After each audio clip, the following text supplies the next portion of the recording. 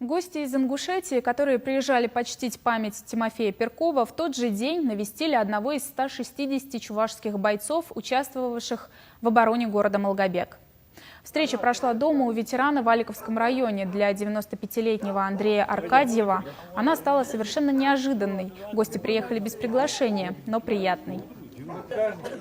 Так получилось, что из делегации человек нам сказал, что тут живет ветеран Великой Отечественной войны, который непосредственно был у нас в Малгобеке и принимал участие в обороне нашего города, обороны Кавказа.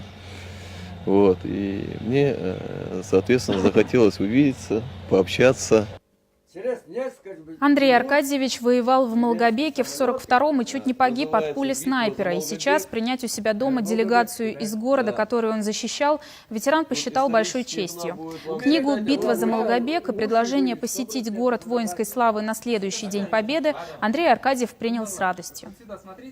Мне очень так легко стало с ними так встречаться.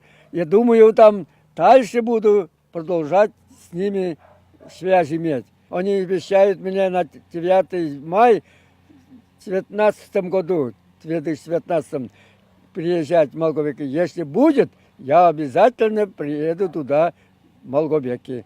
Где я был, где лежал, я им покажу. Поиски тех, кто без вести пропал во время боев в предгорьях Кавказа, идут уже 3-й год. И помощь ветерана из Чувашии была бы хорошим подспорьем для местных поисковиков, отметили гости из Ингушетии.